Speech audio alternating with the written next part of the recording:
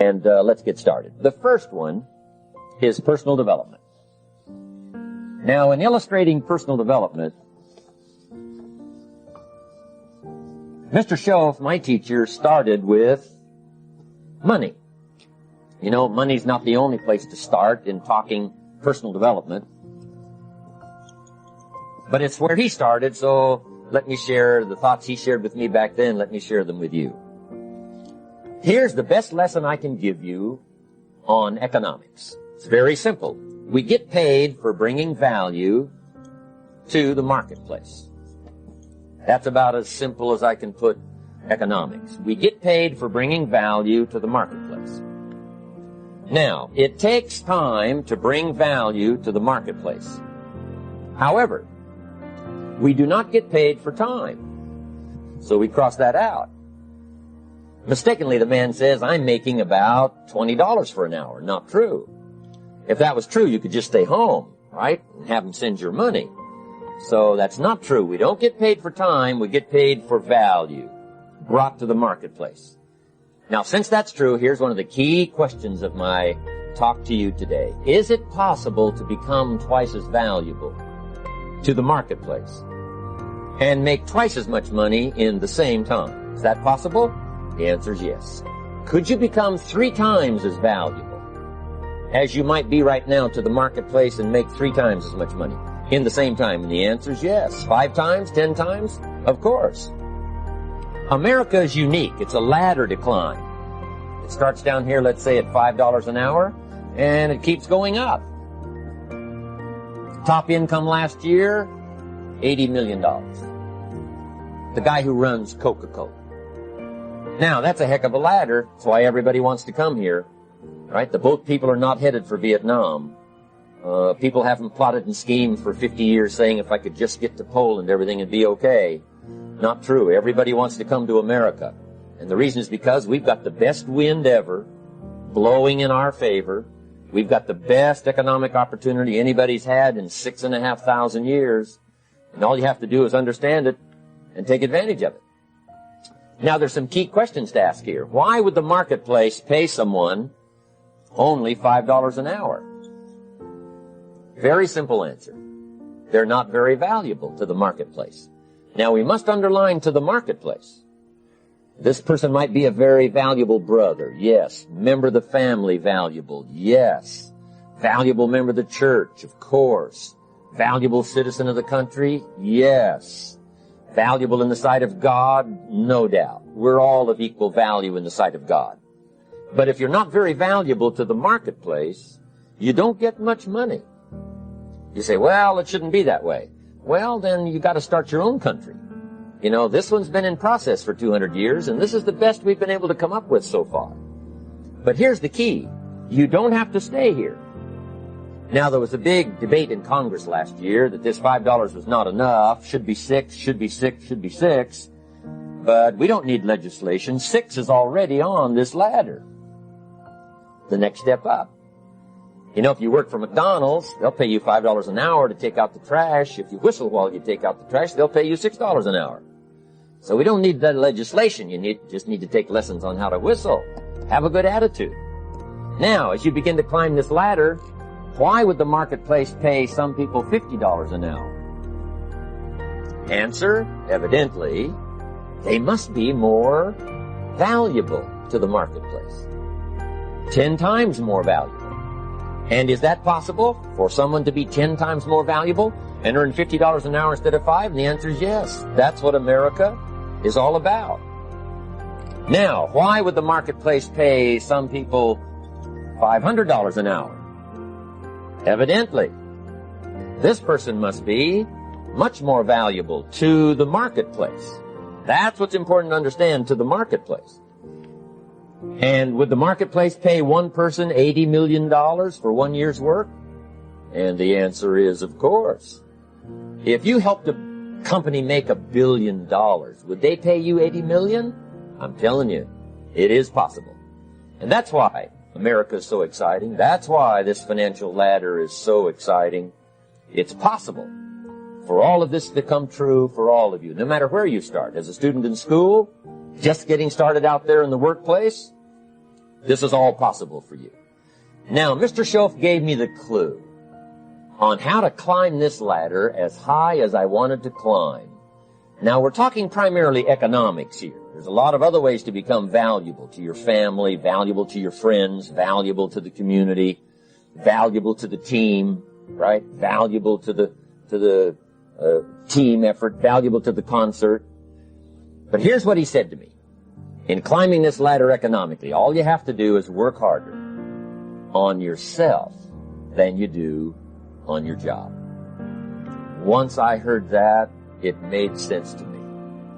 I kept hoping that everything else would change around me, found out that if I went to work on myself, worked on my skills, worked on my language, if I became better than I was each year, if I grew in skills and language and vocabulary and competence, then I would become attractive to the marketplace. Not very long ago, a company called me and said, Mr. Rohn, we're expanding internationally. We'd like to have a bit of your expertise to help us. Would you give us a bit of your time? We'll add some millions to your fortune. And I said, okay. And I thought later, isn't that interesting? They would call me. Then my second thought was, of course they'd call me. Who else would they call? I can get the job done.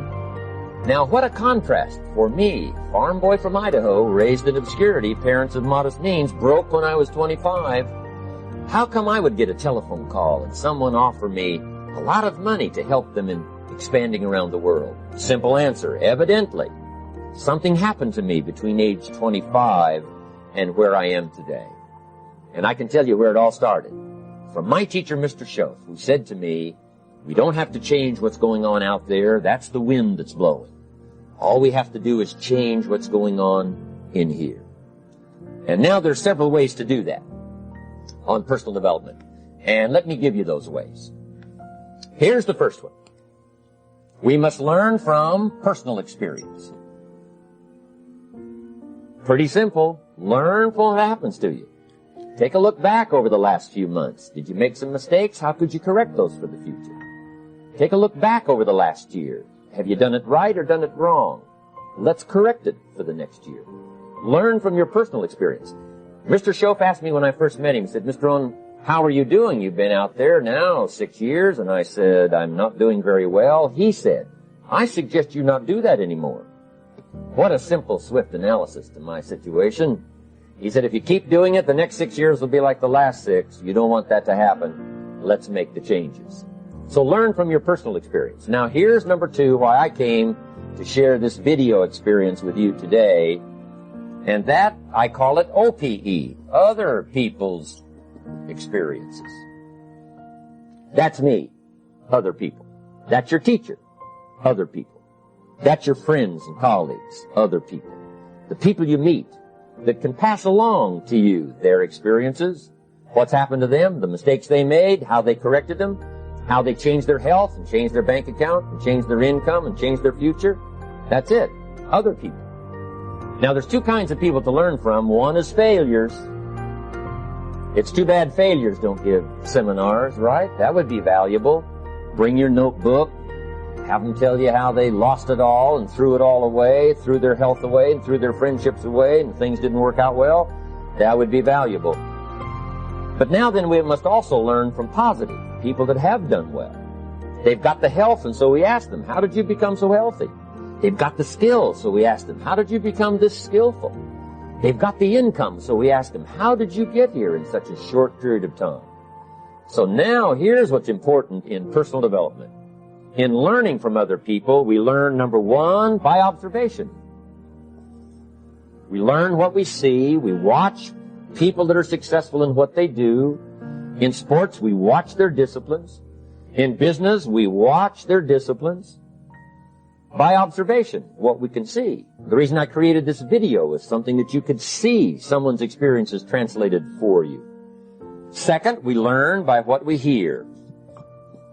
I've got some of my lectures on cassette tapes, so you can take them with you wherever you go and learn by listening. Turn your car into a mobile classroom and listen.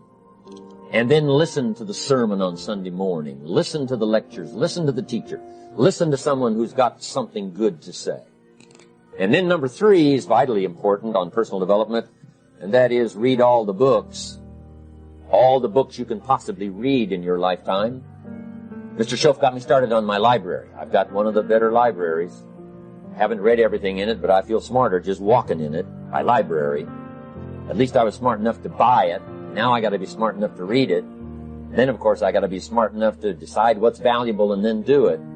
But this one is very important. Become a good reader. Some books that helped change my life. Mr. Schoaf recommended, of course, the Bible.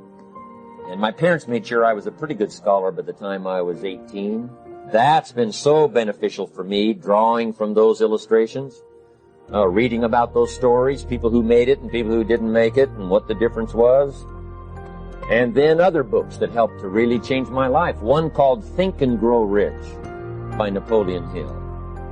And then a book that helped me become financially independent by the time I was 31. And that book is called The Richest Man in Babylon by George Clayson. And I'm going to share a little bit of that book with you when I get to financial independence today, our 3rd subject. But I started reading the books, attending the classes, making sure that I got in front of people that had something good to say.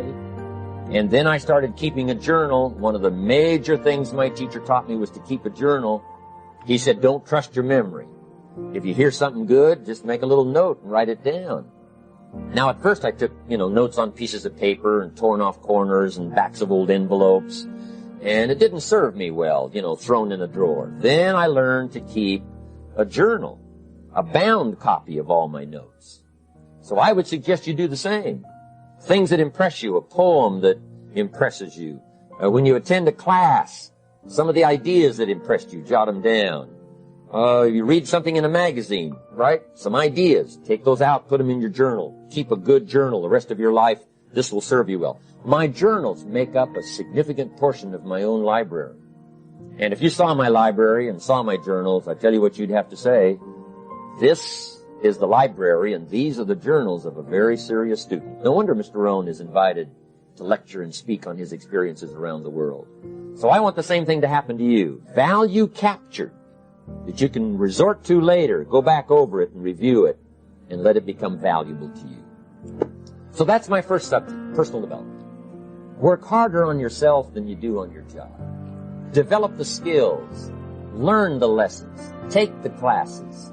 Absorb all that is being taught to you these days. And then later on, of course, you can sort it out, what's valuable to you and how to refine it for your business and for your life and for your future. But the main thing is to get it and start this process of personal change, personal development. And let me say it one more time. If you will change, everything will change for you. You'll never be the same. You'll keep growing. As you look back on a few months, look back on a few years, you won't believe the progress you can make. Economically, your relationship with your family, your friends, and whether you're in sports or economics or whatever, I'm telling you, that whole process of committing yourself for personal change, personal value, can really make your life unique and worthwhile. Now let's cover the second subject, on setting goals.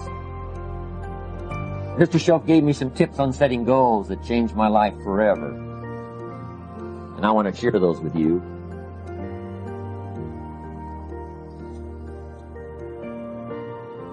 So let's talk about setting goals, and I also want to tie it to personal development. And you'll see how I'm going to do it as I progress here. Setting goals. We need to take a look into the future. There are 4 things to consider in terms of attitude. One is how you feel about the past. Best advice I can give you on that is treat the past as a school. Let it teach you the mistakes you've made, the things that went wrong, the things that didn't work. Don't use the past as a burden to carry, and don't use the past as a club to beat yourself to death. Past losses, past failures, past mistakes. But let the past be a school. Tough school maybe. We've all been through some tough stuff. So if you feel good about the past, draw from it for experience and let it teach you. Then next is how you feel about the future. We've got to have the future well designed. The future is called the promise. And here's what we teach in our leadership series.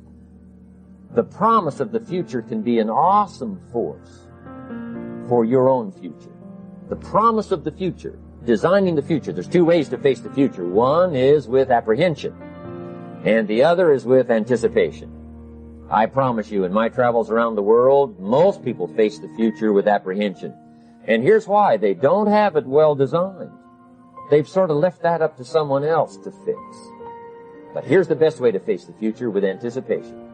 And you can face the future with anticipation if the future is clear, if the future is well designed. And I would like to have you consider some thoughts with me that help me to really change my future by giving it some thought and some consideration. And here it is. In setting goals, it's very simple. Number one, decide what you want. You just take a little time. You sit down and say, what do I want? What kind of skills do I want? What kind of income do I want for the future? What would I like? Where would I like to go? Places I'd like to visit. Habits I'd like to acquire. Skills I'd like to have. You just take a little time to think about what you want. Economics, friendships, people you'd like to meet, places you'd like to go. You just take some time. And then I suggest, when you've thought about what you want for the future, make a list. Just jot it all down. It's really a very simple process. And then here's number 3. Keep all the old lists. I'm telling you, this served me so well, keeping my old list of goals. I look back now 10, 20 years ago at goals I set, lists I made, and I smile now because here's what I thought was so important, 20 years ago. Now some of those things aren't even on my list. I've got a new list. I've grown. I've changed. I've matured. But I give you that advice. Decide what you want. Number 2, write it down. Number 3, keep the old lists. And then here's number 4. When you get something that's on one of these lists, check it off. Part of the fun of having a list is checking it off. And then if you can add some drama to checking it off, see, that's what really helps. I set a goal to go to Spain many, many years ago. And when I finally made my first trip to Spain, I had that journal with me that had that list in it. And while I had my journal on my lap, waiting for the wheels to touch down in Madrid, I waited until the wheels touched the runway, and I checked it off. Just adding a little drama. So, part of the fun of having a list is checking it off. Now, here's what's important about the lists and designing your future. If the future gets clear, the price gets easier. Because you got to remember, for every promise, there's a price to pay. Everybody's got to pay the price. Everybody's got to do the deal. Everybody's got to do the disciplines. Everybody has to pay. But here's what I've discovered. If the promise is clear and powerful, the price is easy to pay. The price is some classes. The price is a few books. The price is a few disciplines. The price is finding something that'll make your life better, make you grow, make you change, make you develop. So the first part of the key is to design the promise. Then, what is the price to pay? I'm telling you, the price will be easy. Anybody in my audience can pay. No matter where you are, where you come from. Color doesn't matter, religion doesn't matter, where you grew up doesn't matter, circumstances don't matter. I'm telling you, if you'll make the promise of the future clear for yourself, the things you want, the places you want to go, the things you want to have, the person you want to become, the skills you want, the homes you want, the future you want, the friends you want, all of the values of life that you could possibly want. If you'll make that clear, make those lists, and be serious about it, I promise you it's an easy price to pay. Anybody can pay it. And the best advice I can give you is, if I can do it, you can do it. Farm boy from Idaho, raised in obscurity. I changed my life, turned it upside down, turned it all around, found economics, found future, found promise, and if I can do it, you can do it. So, start setting your goals, and see if you can't get a better excitement going for the things you want to accomplish for the future. Now here's my third subject, and that's called financial independence. Oh, by the way, before I get to financial independence, let me cover one more point. One of the major reasons for setting goals is for what they make of you in achieving them. My teacher advised me when I first got started at age 25, he said, Jim, why don't you set a goal to become a millionaire? He said, it's got a nice ring to it. enough zeros to impress your accountant. And he said, I'm here to help you. You're only 25 years old. You've been to 1 year of college. You've got a beautiful family, every reason to do it. Why don't you set a goal to become a millionaire? And he said, here's why. And I thought, he doesn't need to teach me why. Wouldn't it be nice to have $1 million? He said, no, then you'll miss it. He said, here's why. For what it will make of you to achieve it. I'm telling you, that statement changed my life. Set the kind of goals that will make something of you to achieve it. He said, now, once you become a millionaire, what's important is not the money. I thought, that's kind of strange teaching. He said, honest, it isn't important. He said, you could just give the money away. Now, I did better than that. I lost it all. By the time I was 31, I was a millionaire. By the time I was 33, I was broke. And I'll tell you a little bit about that story later. But when I lost all my money, guess what? I found out Mr. Schoaf was right. What was valuable was not the money. What was valuable was what I became to earn the money. The skills I had, the knowledge I had about the marketplace, the values that I had going for me. They were more valuable than the money. And here's an important statement to remember. It's not what you get that makes you valuable. It's what you become. So part of the key here is to set the kind of goals that will make something of you. Don't set them too low so that you don't have to grow and you don't have to read and you don't have to try and you don't have to stretch. Don't set them too low. And then don't sell out. Don't go for something that's going to cost you your virtue or cost you your values or sell out your principles. There's a good middle road here to follow. Goals that will inspire, goals that will help you grow, change, develop, and become better than you are. Okay. Now let's talk about financial independence. How to become rich by 40, 35 if you're extra bright, much sooner if you find an opportunity like I did. Let me show you how I did it. Financial independence. First of all,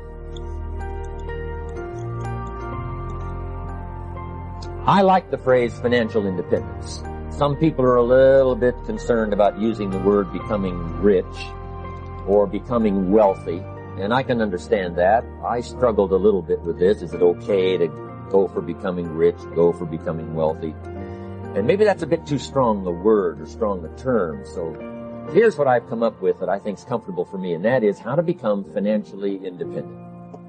I think it's every person's heritage here, especially in America, to become financially independent. Now, let me give you my definition of financial independence. Financial independence is the ability to live from the income of your own personal resources. Financial independence. Now, it depends on how you want to live. If you need $2,000, $3,000 a month, if you need $4,000 or $5,000 a month, if you need $10,000 a month, some people may need, $100,000 a month. But whatever you would need to live, and you could earn that living from the income of your own personal resources, that's what I call financial freedom, financial independence. And let me show you how to acquire it. If you start at age 15, between ages 15 and 35 is 20 years. And in my personal opinion, based on my own studies and my own experience, 20 years, in my opinion, is enough time to become financially independent. If you're not, you don't live in the wrong country. Probably what's happened is you have the wrong plan. And it's easy to be a nice person with the wrong plan. I found that when I was 25 years old. I was broke at age 25, and I was a nice guy. You would have liked me. But I'm telling you, my plans up until then, especially my financial plan, left me broke. I totally changed it the next 6 years, and I became financially independent. So I know what I'm talking about. It is possible in a reasonable amount of time, 15 to 35, whatever, 20 years time, enough time. You can do it in a much shorter period of time, like I did if you want to. But this was a reasonable enough time. But here's number one. First of all, you got to have the right philosophy. Philosophy is our ability to gather knowledge and sort through it and decide what's valuable. To develop a philosophy about life, a philosophy about our health, a philosophy about our family relationships, a philosophy about economics. And if you develop the right philosophy, that's what helps to set this sail so that in 6 years it takes you where you want to go, instead of winding up like I did that first 6 years of my economics, broke, no money, empty bank account. The right philosophy. Now let me give you a couple of philosophies to consider. Here's the first one. It's called the philosophy of the poor. And here it is. Poor people usually spend their money and invest what's left. That's the philosophy of the poor. Now here's the philosophy of the rich. Rich people invest their money and spend what's left. And here's the startling answer. It really doesn't matter what the amount is. What's most important is not the amount. What's really important is the philosophy. So I would ask you to adopt this philosophy of spending after you have invested. Invest first, then spend. And I've got a little formula that I'm going to share with you. Now, what should a child do with a dollar? I mean, there's a lot of debate going on, I'm sure, across the country on what a child should do with a dollar. Here's one opinion. It's only a child and it's only $1. What difference does it make? Well, in my opinion, it makes all the difference in the world. A person's economic future starts with a child with $1. Somebody says, oh, no, you're only young once. Let him spend it all. Well, when would you hope that would stop? Somebody says, well, wait till he's 50 and broke like me and then he'll learn. Well, no, we don't want to wait that long.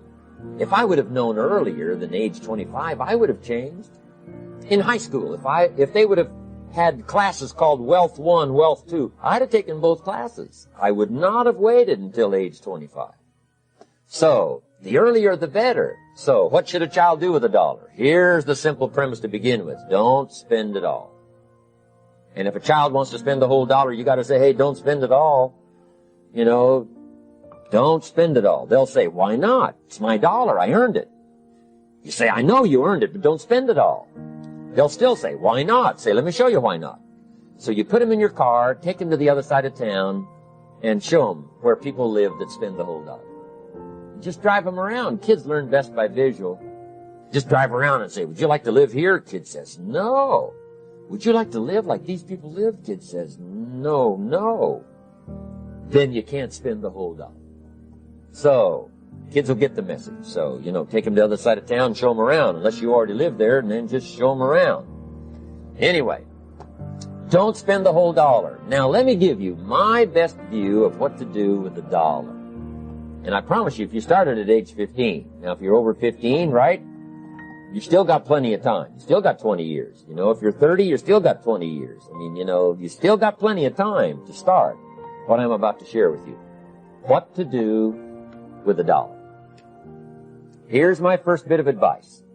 Never spend more than 70 cents. Never spend more than 70 cents. Now you got to pick some number, and the number you pick is going to be determined by your philosophy. It's going to be determined by what you've been taught or your experience teaching yourself. When I first met my teacher, Mr. Shove, I was at about 110% of each dollar. I'm down at Budget Finance, hawking my furniture in my car one more time. And then I learned a whole better formula for financial independence. Number one, don't spend more than 70 cents. Now, kids say to me, well, okay, what do I do with the other 30 cents? And here's what I teach them. 10 cents for charity. Charity or church, or helping people that can't help themselves. 10 cents to support worthy projects. Projects that you feel good about. 10 cents out of every dollar. It's called being generous with part of what you've taken out of society. Now, in my opinion, nothing teaches us character better than generosity. No class, no teacher, no book teaches character better than generosity. And the best time to start is when the amounts are small. And I know if kids learn these lessons well, they'll give a dime out of a dollar, help people that can't help themselves, support worthy projects. Or if you belong to a church, they teach tithe, piece of. That's very important. Now, because when the amounts get larger, sometimes it's a little more difficult. Giving 100,000 out of a million, someone says, oh, if I had $1 million, I'd give 100,000. I'm not sure. That's a lot of money. So the time to start is when the amounts are small. 10 cents out of the dollar. Okay, next 10 cents I call active capital. Active capital means do something to make a profit. Active capital. Set aside a portion of your income. Wages are okay, but I'm telling you, wages will make you a living. Profits will make you a fortune. So set aside part of your income as capital, called active capital. Any kind of project you can possibly think of, you can possibly come up with. I'm going to write a new book, I think, for kids. I think the title is going to be, Of Course Kids Should Pay Taxes. It's kind of an interesting title. In California, kids do pay taxes. When a child walks into 7-Eleven, buys something that costs $1, the proprietor says, give me 7 more pennies. And the child says, hey, what's these 7 pennies for? The proprietor says, that's the taxes. Kid says, well, hey, I'm only 8 years old. Proprietor says, congratulations, you're my youngest taxpayer. Give me the money. So in California, where I live, kids do pay taxes. Big question is, should they? And my book will answer that question. Of course, kids should pay taxes. Nothing is for free. If you want to ride your bicycle on the sidewalk instead of in the mud, you gotta pay the 7 pennies. Nothing is free, so we all have to pay. So, 10 cents out of your living, out of the money you earn, set aside for capital. Capital to try your best to show a profit. And in my book, it's going to be all kinds of ways kids can make money, right? 2 bicycles, one to ride and one to rent. And you know, it doesn't take long to figure out some enterprise that'll start making a profit. Then you must jot this down if you're taking notes. Profits are better than wages. 1, you can't usually start wages until you're about 16, 15, 16. But you can make a profit long before you're eligible to start earning wages. And then there's no limit to profits. And they can double and triple and quadruple. You know, there's no limit. It's incredible how fast profits can grow. So profits are better than wages. Wages make you a living. Profits make you a fortune. Now, the third 10 cents is vitally important. I call it passive capital. Capital you let somebody else use. A financial institution, stocks and bonds, mutual funds, whatever. Let someone else use it. You furnish the money. They use it to make a profit, but they pay you for the use of it, called interest. And here's one of the things that'll make you financially independent fairly quickly, and that's called compound interest.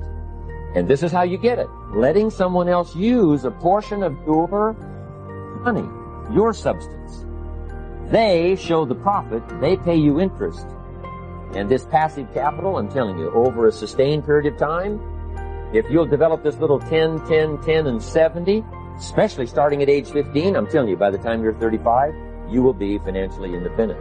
You'll have the ability to live from the income of your own resources. And then one more point on passive capital. There's a Bible philosophy. I'm an amateur on the Bible.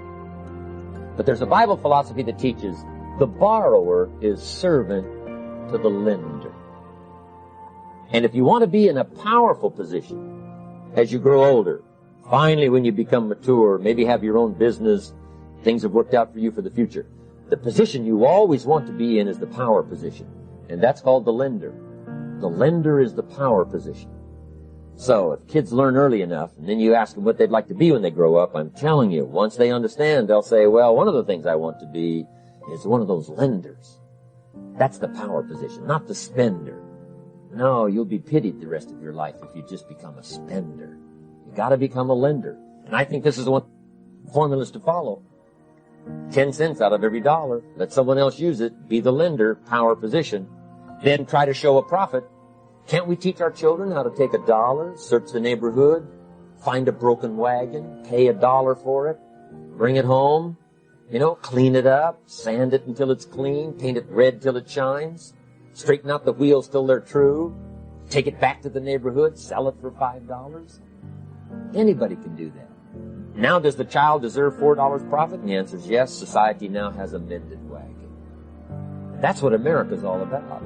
Finding something, touching it, making it better, making a profit, taking part of your resources, helping people who can't help themselves. Let someone else use it to make a profit. Some projects require more capital than one person has. Exciting. and then let them pay you for the use of it? America's had this philosophy now all these years. Communism has taught all these years capital belongs in the hands of the state, not in the hands of the people. We've been teaching all these years capital belongs in the hands of the people, not in the hands of the state. And we turned out to be right. Capital in the hands of the kids, capital in the hands of the people. Enterprises that make a profit, enterprises that grow.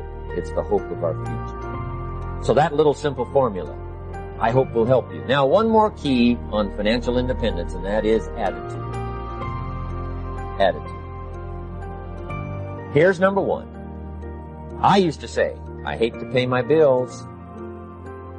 My teacher straightened me out on that. He said, let's see, Mr. Rohn, what you hate to do is pay $100 on an account and reduce your liabilities and increase your assets. I said, well, no, not if you look at it that way.